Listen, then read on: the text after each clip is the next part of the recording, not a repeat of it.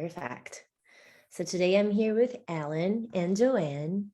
I also have Stephanie, my co-worker. I'm so glad she's here. Thank you so much for the support.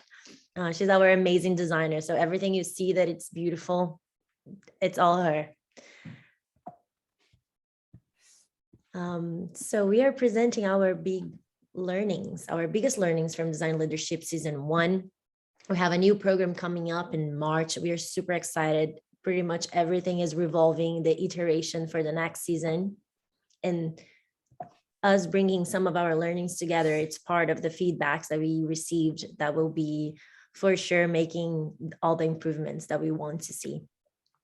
ECHOS is an independent global innovation lab driven by design.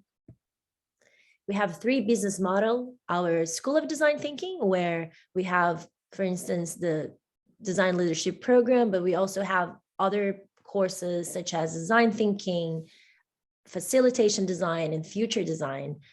We also have innovation projects and ECHOS Ventures. We help with innovation projects. We help business create value and innovate for good. We have big partners such as banks and governments in Australia, for instance. Google is also one of our biggest partners. The School of Design Thinking, as I said before, we are all over the world, I would say, even though I'm the only one in the US right now. We have a big presence in Brazil and in Australia and in Europe. And throughout the past 10 years, and this year, ECHOS turned 10 years old. So we are a baby, but kind of getting into the maturity phase, kind of. We already brought up 40,000 designers, from design thinking to all different other kinds of design courses that we teach, and over 150 projects that we developed. We are part of the Global Design Thinking Alliance, and we are the only innovation independent lab that is part of it, among with all these other amazing universities throughout the world. It's such a pleasure and an honor to be part of this community. And here is our baby. Here's the Design Leadership Season 1, starting on the 14th of March. I know it's kind of far from now, but we know how fast time is passing. So we are open for purchase, and we had over 160 people for Season 1, and we are expecting a lot more people for Season 2. So if you guys have any interest, curiosity, questions to make, I'll be the person that you'll be talking to. So this is my face. Soon I'll be sharing my email with you guys as well. It's a beautiful journey that you'll be touching the space between you and other people, you and products and services, you and systems. And throughout the journey, we will present you with tools and mindsets and mind-blowing conversations for you to understand in a more holistic way what is to be a design leader. This is pretty much how we are explaining those 4 spheres that I touched before: you and others, you and yourself, you and systems, and your products and services, just so you can have a more visual way. Some people, they have different kind of ways to understand the concepts. So this is just for you to see. These were the lineup for master classes for Season 1, and we already have some of these people that are still coming with us for Season 2, and some other people that will be different, because we understand the need for sometimes just have something different, because the world is evolving, we are evolving. Again, starting March 14th all the way until June 11th, it's a 12 weeks program. It's quite intense. Alan and Joanne, they will be the best people to tell you about it. And we'll be talking about it more. I will be super happy to hop on a call with whomever is curious. And let's just start, because I know how amazing Alan and Joanne is.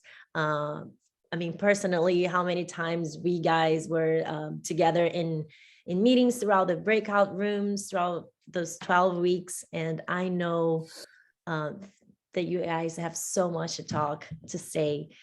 Joanne, she's a research-driven innovator. I know she's doing projects with a lot of different people right now. I will let her talk about what she's currently doing. Alan, he works with education as well, if I'm not mistaken, correct? He's a senior director of UX. He's in New York now. Joanne and I are both in California. And well, let me just go back if I can, or maybe not. But before we start, can you guys please introduce yourselves, whoever wants to hop in first? I'm not going to be pointing fingers like you come, you come. Let's just coordinate ourselves and move forward smoothly, please. Sure, I'm happy to start. For the last 20 years, I've been working in cross-channel digital product and service design and research, and also practice leadership across a wide range of industry sectors, including healthcare, IoT, finance, education, and consumer electronics and goods. I've led practices in user research and in user experience and worked for startups, consultancies, and multinational corporations. But as someone who's a creative problem solver and systems thinker, I like to remain close to the work. So I lead stakeholders and cross-functional teams in initiatives, and we identify opportunities and frame solutions at the intersection of business objectives, customer needs, and leverage data and technology and achieving outcomes.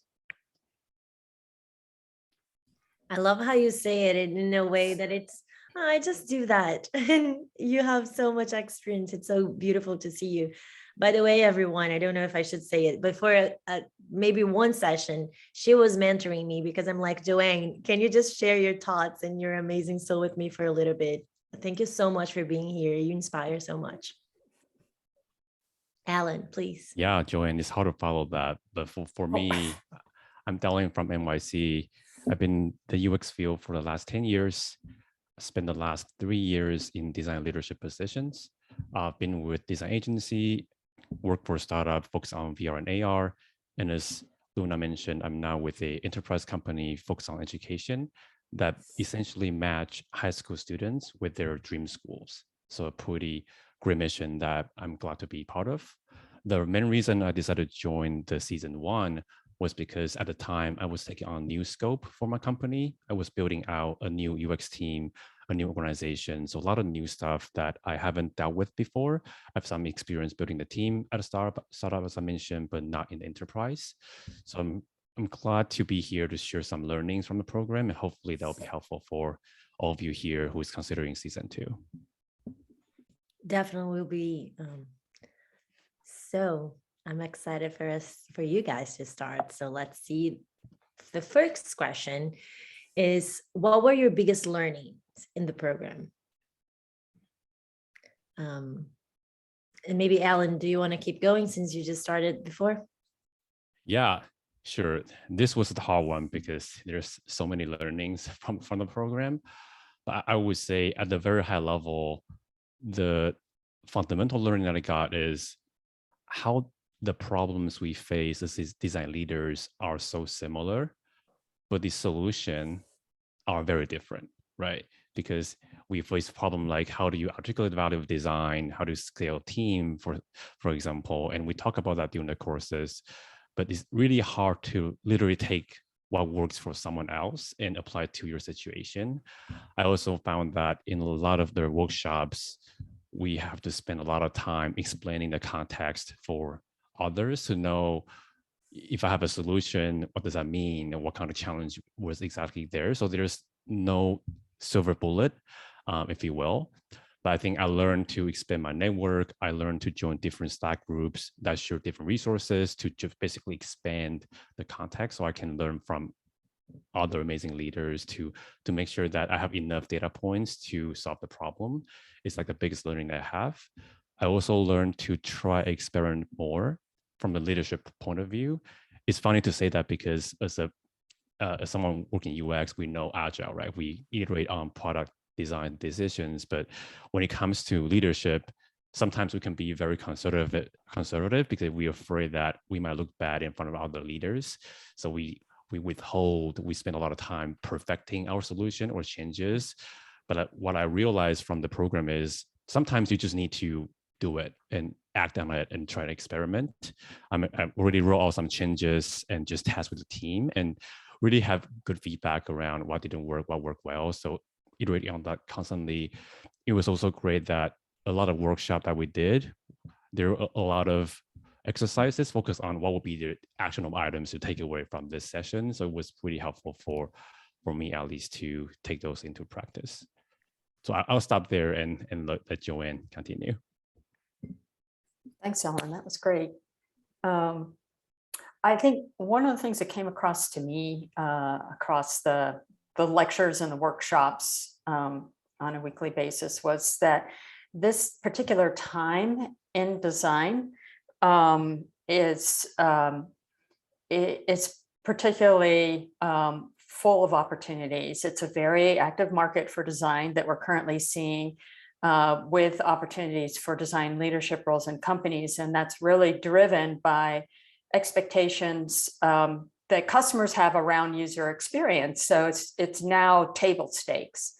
And the business recognizes that. And Stephen Gates had done a very interesting study that was articulating the value of design, and that demonstrated that a company's design maturity actually correlates with real business results.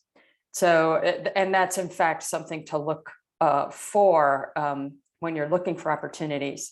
But it also means that a lot of, excuse me, senior design practitioners are poised to take on leadership roles. And I found it really useful to make the distinction between the different objectives and skill sets that leadership has from a practitioner role. Peter Merholtz introduced 4 types of archetypes for design leadership that characterize design leadership: the diplomat, the champion, the architect, and the coach. And I think managerial roles include more of that diplomat and architect characteristics, because it's really about communication of the value of design to the organization and creating relationships among other leadership to position design for success and scale a practice. Whereas as a principal or a senior practitioner, it's more about the diplomat, champion, and coaching archetypes, where you're an expert practitioner responsible for achieving outcomes in major initiatives, providing thought leadership and practice development. And then I think Andy Pauline also brought an interesting perspective to leadership, and his particular style of leading by sort of facilitation. So I think he takes a very educational approach to informing both leadership around the value that design can take and guiding them through design-led processes, as well as coaching, up-and-coming designers. I love all that you said, because I'm reviewing all the classes again, and sometimes you're like, oh, what did I learn about it? And then you kind of forget because you're not actively doing it. But then when you look back and you watch it again, you're like, oh my God, yes, this is actually the back of my mind. And I didn't even realize that I'm acting this new way or that new way. So I love that you brought all these memories back, because it just validates whatever it is that we learned back in August. Seems like it was another year, and it was just a couple months ago. Thank you so much. Let's go to the next question. And I guess, Joanne, you kind of brought a little bit of this with your previous what you were saying before. So maybe if you want to continue, like, what were the highlights of season 1? Is that something that stuck with you that you'd like to share? Sure. Yeah, I think I would point to maybe Birgit Mager's talk, which was about whether or not you can lead, whether you need to be a manager to lead. And she felt that you could be a leader if you were not in the management hierarchy. That's the most, proven path to advancement. But there were certain things that you needed to do that. You needed social experience. So as a service designer, which is the discipline that she's representing, how to deal with social systems. You need experience in methodologies, design processes, and tools, and to be able to facilitate and introduce those things. And then some softer skills around listening, providing feedback, collaborating, and motivating. I talked to Peter Merholtz about a framework that he introduced that really reviewed what the roles and responsibilities were for people on the practitioner path versus the manager path. And one of the things that we saw was that there's actually a lot of overlap in the two paths. Although those on the management path are sort of imbued or recognized as being leaders in an organization, and it's probably a more well-trodden path to lead from a manager position than it is to lead from behind as a practitioner. So I thought, that's a really useful, a line of distinction as we think about how we want to grow as leaders. And as we think about what stage of maturity our profession is in, that, if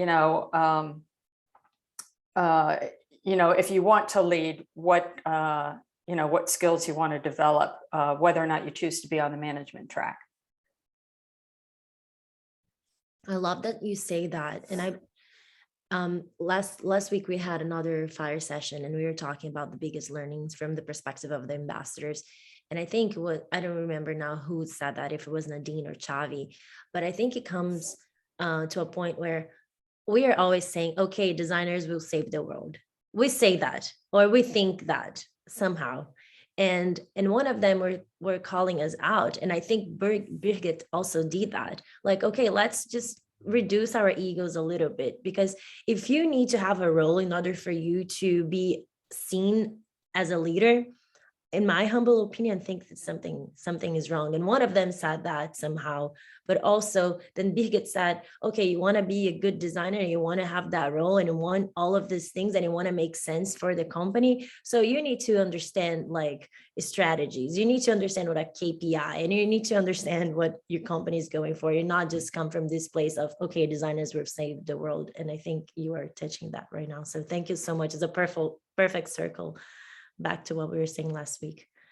Alan, would you please share your thoughts with us? Yeah, for sure. I think Joanne already touched on the Stephen Gates session and Peter's section, which were both great. I know they're well-known leaders in this industry, so I have pretty high bar for their talk, honestly. So they basically live up to my expectation. What I would add to that would be Aaron's session around giving feedback. That one was unexpected for me because other topics were very broad, right? Like articulating the value of design, but her was specifically about giving feedback. So I was very, very curious. I was blown away by her pre-course, actually. She was able to pack a lot of things within that 20 minutes. It's amazing. The way she framed the slides, it just really quick takeaway and really forced me to think about giving feedback differently. Oftentimes we think about feedback around the actual feedback you give to another person, but we don't think about the timing, for example, the attitude, the form so much, and the cultural differences and how that affect the receiving end. So her talk really helped me think from a day-to-day in terms of giving feedback constantly. How do I take a step back and pause and rethink, is it the right timing? Am I having the right attitude? And then how can I give it better? So that was pretty helpful for me. The last masterclass from Browen was also a great one for me. We really end on a high note because a lot of the things she talked about was something I already thought about in my head before, but she just had really good framework to articulate them so well that I can, for example, the different mindsets that designers have. Some people like abstract things, some other like tangible things. Some take a risk more, some like stability, right? We all have that kind of people on our team, but it just provided me some framework to think about that in a more structured way and map the designers I manage in that way so I know how to better motivate them in the future. And lastly, from the workshops, one memorable moment was actually when Andre is one of the America track, when we talk about the culture, the different culture for teams, he literally pulled out a booklet from the bookshop behind him and show us what exactly is the booklet that basically documents the culture from his company. He works for a 15 people or 20 people startup. Is a small company, but they spend that extra effort to put together a well-binded, well-designed booklet that describes what the culture of the company. And that's what let Andre stick with the company for, I believe, 4 or 5 years, if I'm not mistaken. So that was really inspiring for me. So after that, I was rethinking how I talk about the culture for my team, how I talk about that through recruiting processes. How do I make sure that the culture that I have on my team is live up to that standard that of a small startup. So that was all my highlights for season 1.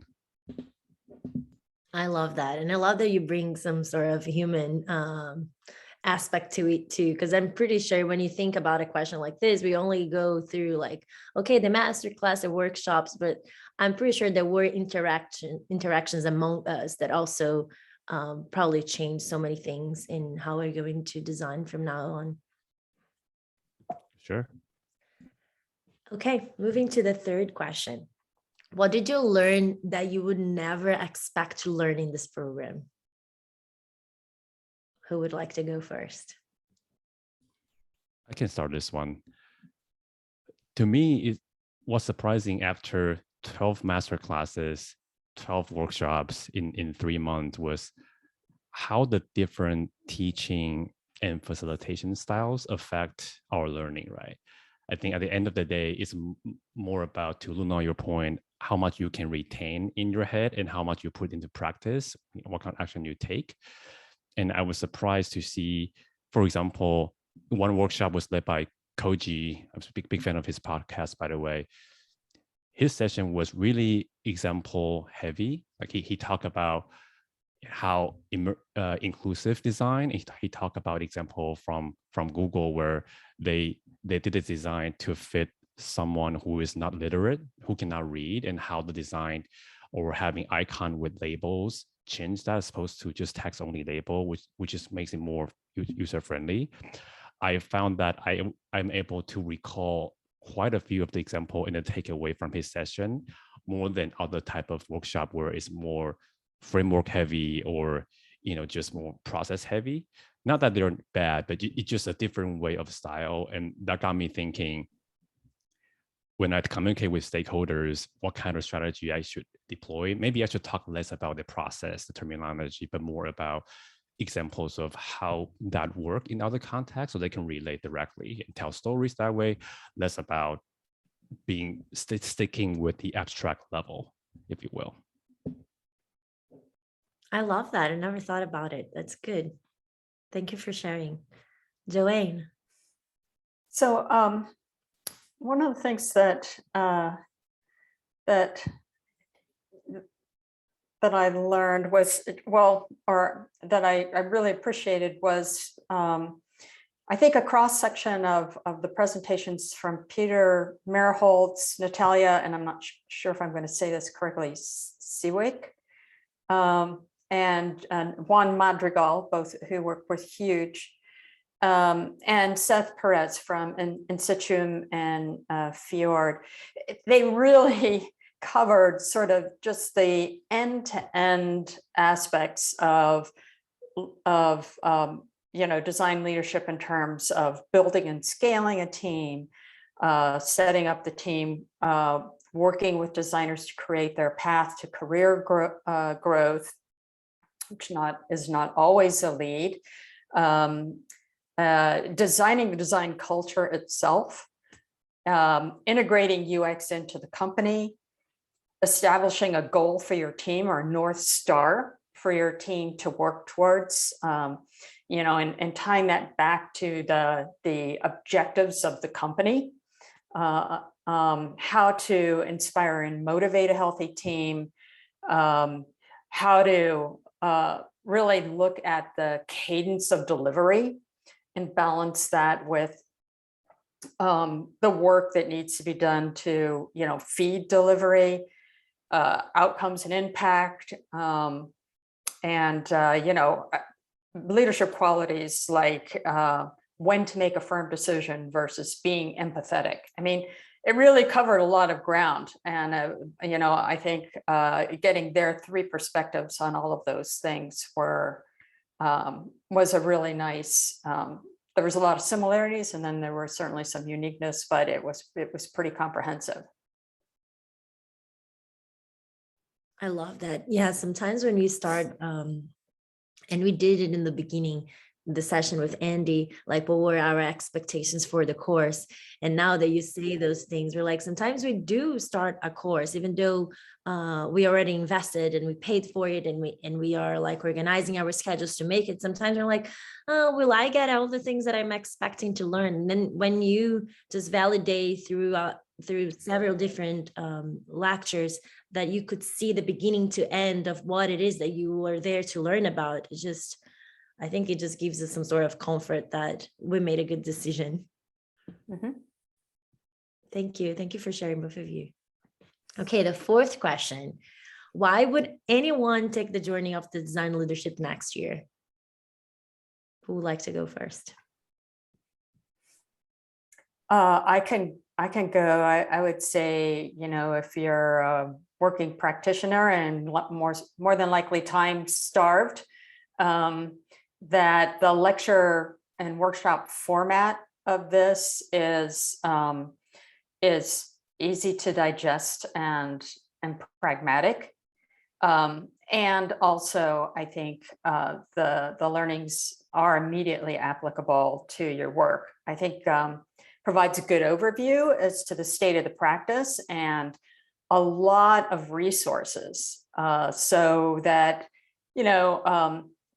many of these topics are large, but it gives you the opportunity to determine where you want to dive deep in and cultivate those resources and a little bit further. It is a bit like drinking from a fire hose. It is a wide breadth of all aspects of design leadership. But there's also, I think, a nice opportunity for discussions within the community around that as well. Yeah, I echo that. I will also say we just need more design leaders in general.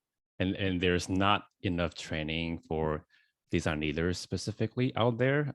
Granted, there's a lot of resources for individual contributors, but very little resource for design leadership. So that's the reason why I recommend this for everyone to join this point. Yeah, it basically offers more than what you need, right? You have to basically process out to see what will be helpful for you. But I think it's also great to hear different perspective on the same topic, like how different leaders break things down a little bit differently, maybe using slightly different terminology, and that'll help you take a step back and rethink something you might be taking for granted, rethink how that really means for other folks who are not familiar with design. And in terms of why next year, there's just so many new designers entering the UX field right now. I'm also doing a lot of mentoring on ADP list, talking to designers who might be switching from teaching, for example, switching from product management, and they all need coaching and mentorship.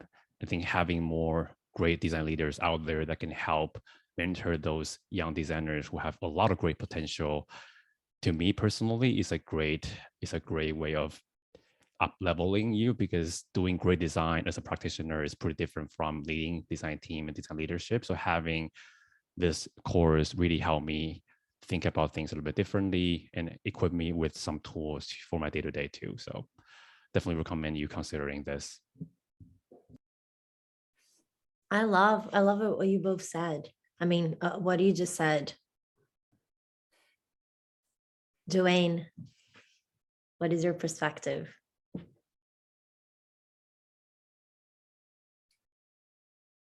I'm sorry, are you asking me? Yes. What is my perspective on what Alan just said? Mm-hmm. Mm, I mean, sure. I mean, I think that, you know, I think that there is opportunity for a lot of people to move into leadership, and that there's a, you know, a kind of a gap there with that opportunity that business is putting in front of us. They're asking for design leadership, and that it's hard for people who have been practitioners sometimes to just step into that leadership role. Because there are different skill sets and some different tools that we've been talking about here that are needed. So I think that this type of leadership course is really timely for highlighting what those things are, so that we don't all have to reinvent the wheel. You know, and you know, I think that there are some you know, part of the responsibility too is learning how to be successful in a business context as someone who has a seat at the table with business and technology. And those disciplines have had a much longer relationship in knowing how to work with each other than design. And so I think that there's a lot of learnings around that as well, in terms of how to set design up for success in your organization. I love that. I never thought of putting those words together.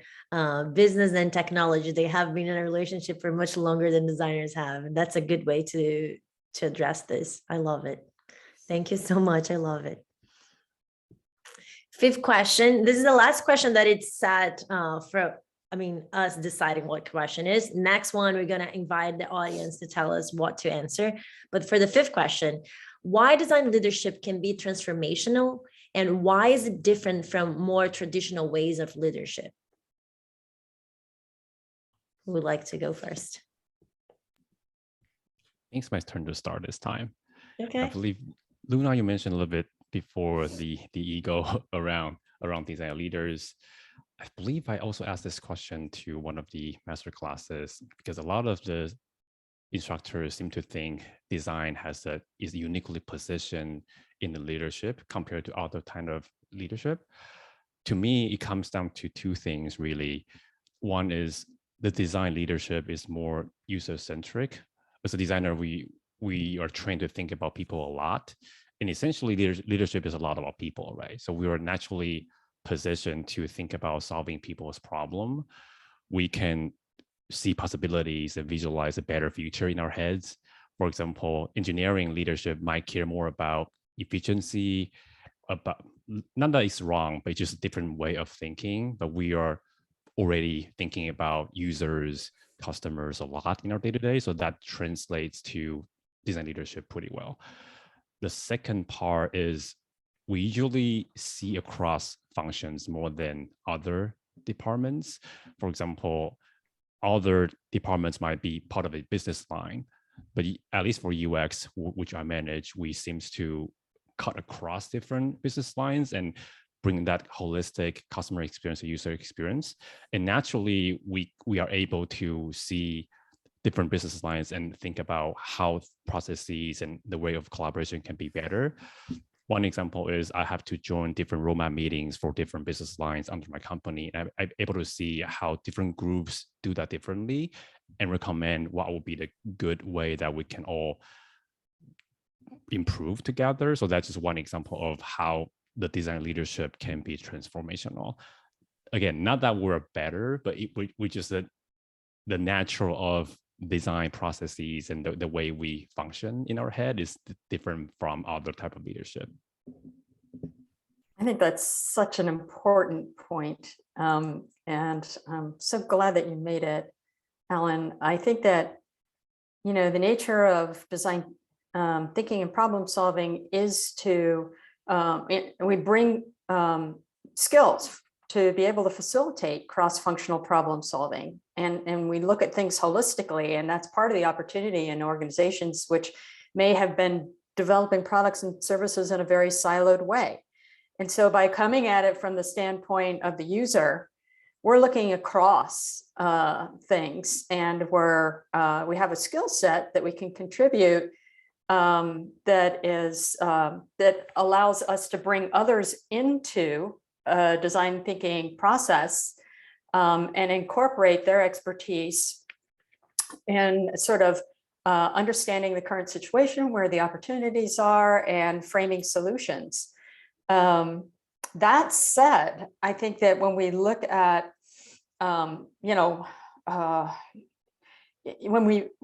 design has long been viewed, I think, in by the business as sort of an executionary role. And now with the opportunity to, for more of a leadership role, there are some overlaps with competencies in other roles. I think it's helpful for us to be aware of, and that things will need to kind of negotiate in our relationships with them. So for example, with design overlaps with product managers who create roadmaps and value proposition and product and service strategy. Well, our understanding of the customer informs those things too, right?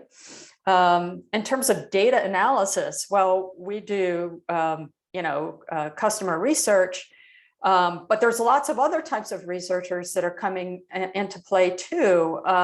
Hybrid research from quant and qual, introduction of new types of data to think with, like data analytics and metrics, which we also need to be involved in improving that the solutions that we come up with work.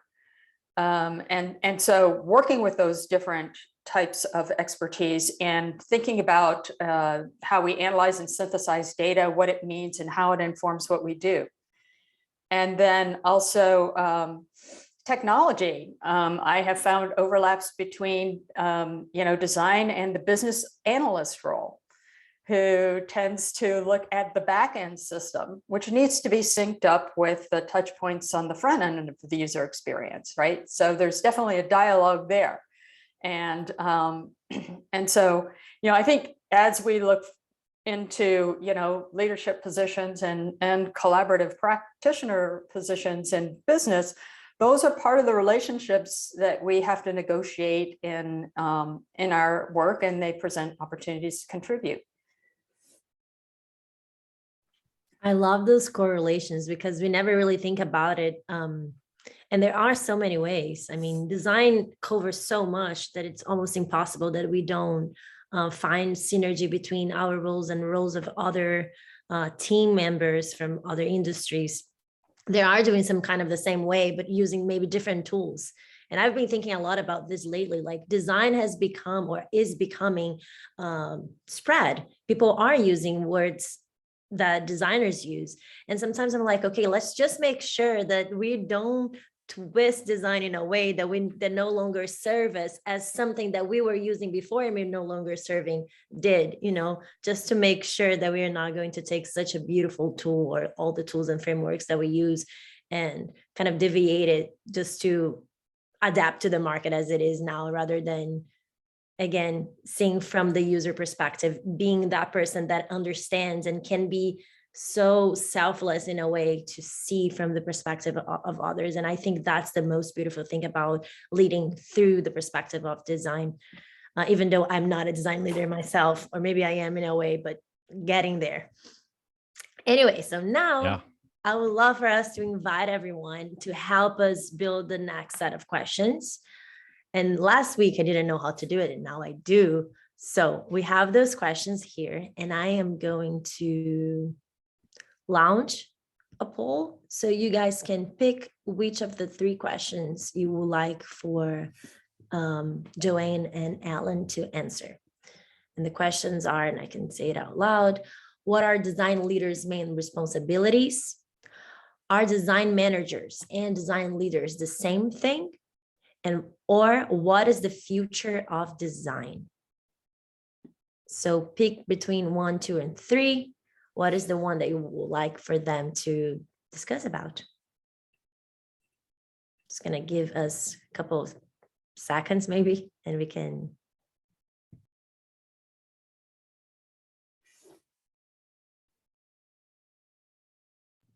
Okay, I guess we're between 1 and 3. Do we have all the votes already? I think so. I think there's someone missing. I guess it's me. So I will go with number 3 just so we make it easier for us to make a decision. Is that okay with everyone? Okay.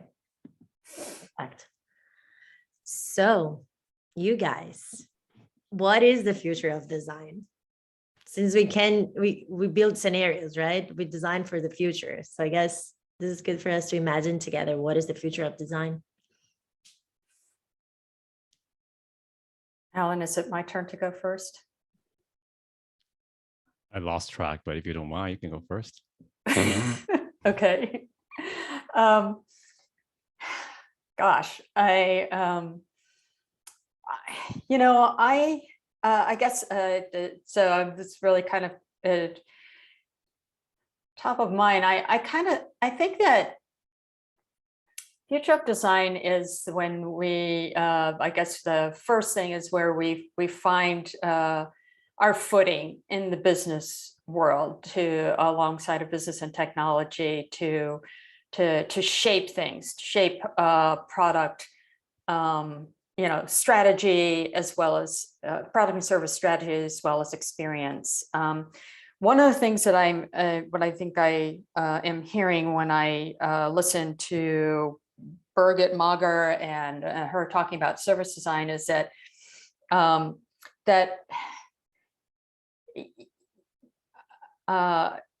designers, it's no longer good enough for designers to discover what the right thing is to do, but we have to be able to execute against it. And, that's a long tail of expertise. But I think that that's probably the expectation out of a lot of service design, or certainly the point of view of the service design network.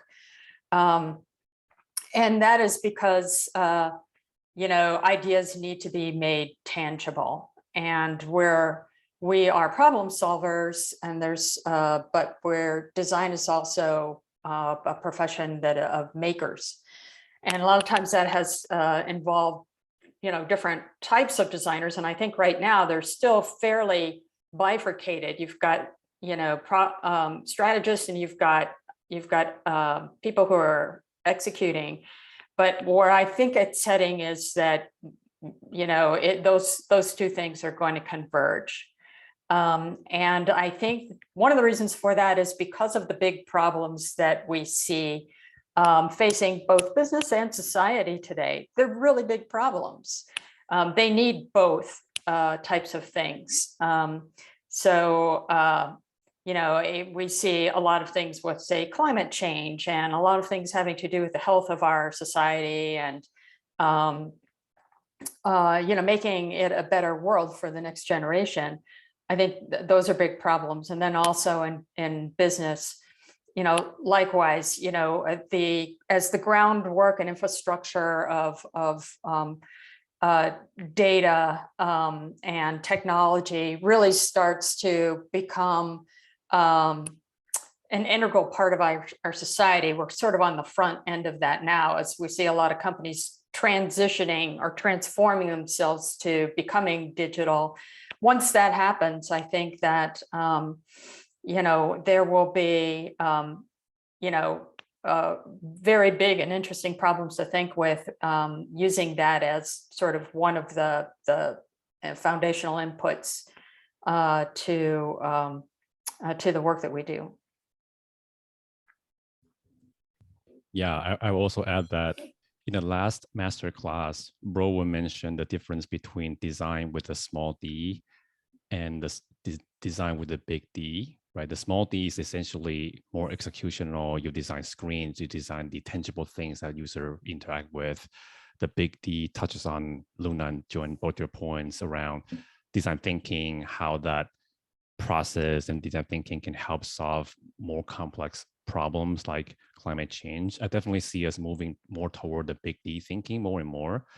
I also believe Stephen Gates mentioned one of his past work was around teaching people in the mailroom design thinking, and how that started to broadcast through the whole company, and everyone knows design thinking down to whoever is working in mailroom, which we don't think about that a lot. Like, wait, why do they need to know design thinking?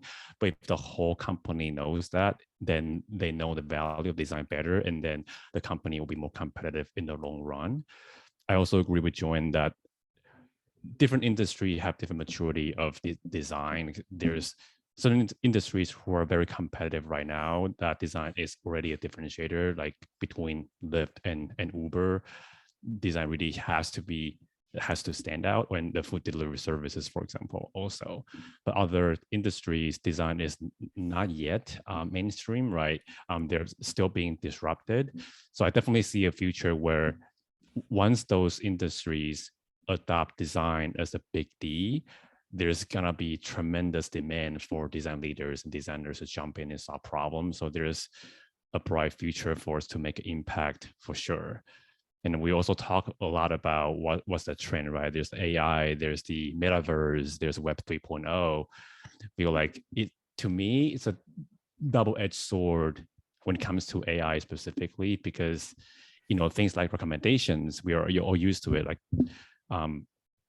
when you go to a streaming service, they recommend you good things to watch, or we'll do Yelp to serve for good restaurants. You read reviews and you'll get recommended. But sometimes review could be written by a bot or AI, and they'll get to a point where they're so good to be differentiated. So we are at a point where that might be doing a disadvantage to users, because at a point, who do I trust? How do I trust reviews versus recommendations? You could argue that Netflix will recommend you more and more like things, less diverse. So maybe when you are at a time where you want to watch something different, you can't, because you're all recommending whatever genre you used to watch because of the past 20 you watch with your family and friends. So just something that I've been thinking lately, and that definitely something we need to solve in the near future, where once those algorithm gets better and better, how do we tackle that in the design? We cannot just say, yeah, it's gonna be a recommendation, AI is gonna handle that and not design it. Experience is gonna be more dynamic than static compared to nowadays. So yeah, just something to think about. I love that. I guess my takeaway, combining both of what you said, that the future of design is from the lowercase design to the uppercase design, but let's just make sure AI won't take us back to lowercase design, pretty much. But I think, I know we're kind of running out of time, but we still have at least 10 minutes, and we do have another set of questions that we can ask the audience to choose for us. And I think will be quite relevant for us to discuss this. So I'm going to launch the polls again. Oh, if I can. Well, let me end this. And I guess I can't launch it again. But if you guys can just write on the chat 1, 2, or 3, and then we count and we decide. Can we do that?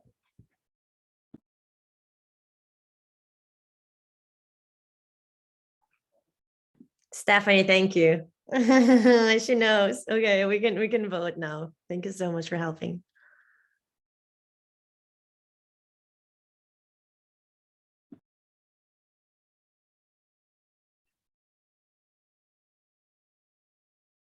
Did people talk about all 3 teams during the conference?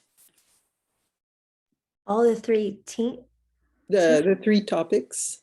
Those 3 topics? Yes. Were they topics at the conference? Yeah, absolutely. They were. Thank you for your question. We touched those topics throughout those 12 weeks in different ways, especially the number 1, can we measure the value of design? Because we had Stephen Gates talking about articulating the value of design.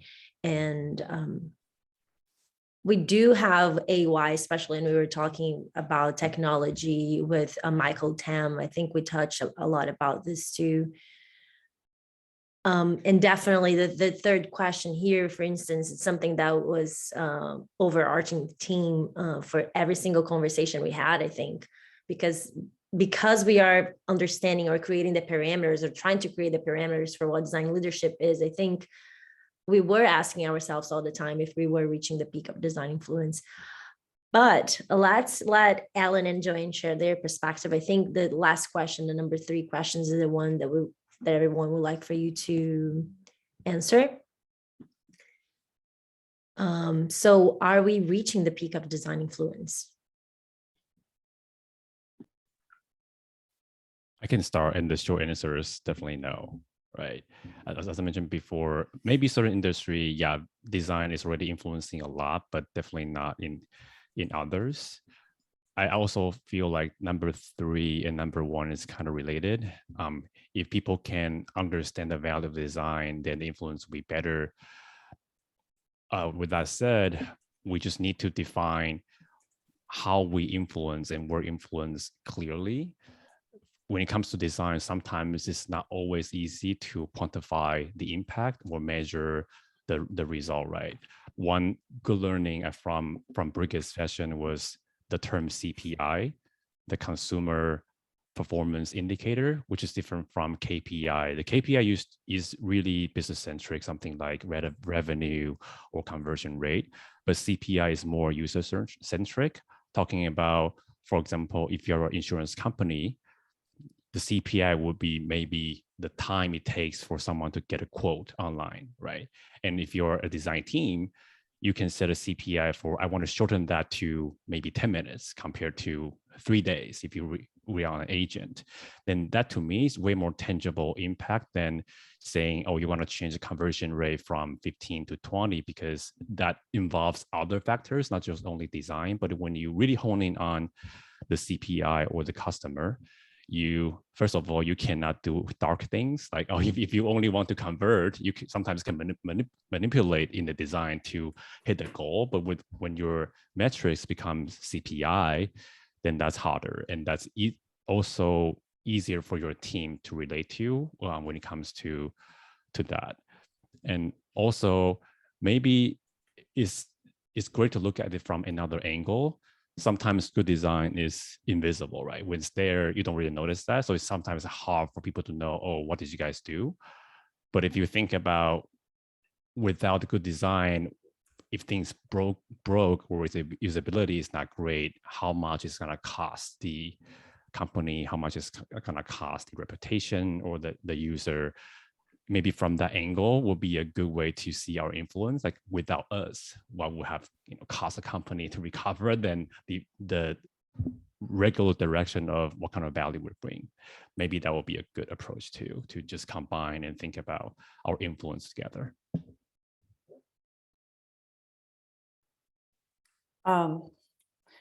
I would agree that no, I think we're just getting up to bat in terms of design influence, based on our earlier conversation from today too, that, we are, we're being invited in to the table, and I think it's sort of ours to lose, and that that as part of a partnership, building a partnership, it is with business and technology, it is important that we both communicate and demonstrate the value of design. And I think that happens in a couple of different ways. One is that, time and again, I've seen the business really struggle with what is the right thing to do. And I believe that bringing the customer perspective into that, and some of the design methods we have for triangulating insights about the customer and the business to be able to determine what that right thing is to do, facilitate that conversation, and using evidence-based research to bring to the discussion around what customers need is a real need, and a real value that we can provide to the business community.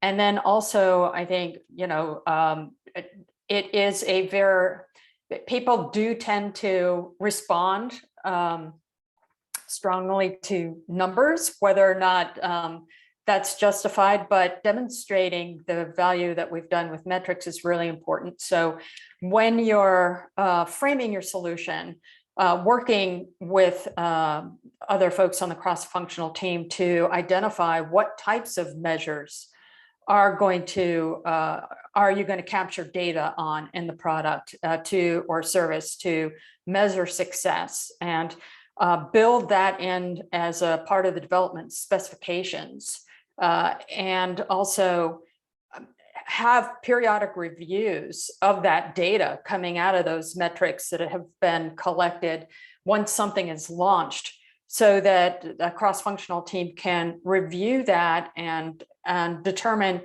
how to evolve, what steps to take with a product or service next as a result of that. But then that also helps to, it's really, I think it's part of a larger learning approach to finding out what actually does work, and bringing the rest of business and technology along with us to do that. As well as that serving the purpose to validate the work that we do. So those are maybe some tangible ways of understanding the value of the design, and also continuing to have greater influence in the context of the business environment that we're working in. I love your guys' answers, because I believe if we come from the principle of design that it needs to be a collaborative endeavor, if we are not bringing those other teams in to help us understand how to measure the value of design while we are trying to articulate the value of design, then we are kind of saying that we don't believe in the essence of what we do, if we are not bringing their perspective in to help us build those measurements. Thank you so much for saying that. I think gives us a lot to think about moving forward. Those are the questions for you guys. I think now I'm just gonna wrap up again, talking about the upcoming season 2. I am particularly super excited. This is kind of my baby. I love design leadership, the community that we created because of season 1, and just expanding even more and deepening it, especially like events like today, just bringing us back together and sharing memories. It's always a good thing. So I would say it's a good side effect of not only all the things that we are drinking from the fire hose, as you said, Joanne, I'm sorry. But definitely the community and all the things that the community can bring to us. You guys can scan the QR code for a 15% discount. Or if in case that you cannot do it right now, no worries. My email is right there, and you can easily find me on LinkedIn as well. My name is Luna Pigato, and you can email me with whatever questions that you have, and we can talk more about it. Where is it? Oh, this is the QR code for the ebook. It's still the ebook from testimonials and interviews we conduct with some of the people who are leading workshops and master classes for season 1, but the content is super good. I highly recommend it. It's for free, so please do yourself a favor, download it, read some about it. Not only if you're taking the course or not, there are great insights there. I don't know if we have any Brazilians joining us right now, but we do have a fire session in Portuguese next week, so we can be global. It's important to understand that not everybody speaks English. Unfortunately, I wish we always speak the same language. It would make the world a much better or much easier place to navigate. But for all the Brazilians, we do have an amazing fire session with our ambassador Biratã next week coming up. And that's it for today. Alan and Joanne, thank you so much for trusting and accepting the invitation. You guys are amazing. It was so much fun to have you around and inspiring to have you around. Thank you so much. I really appreciate you. Thank you for your insights. Yeah, thank you for having us. Likewise, it's great to participate. Yeah, I'll see you guys soon. Thank you, Bye, everyone. guys. And if you have any questions, I can stay here for another minute or two. Thank you.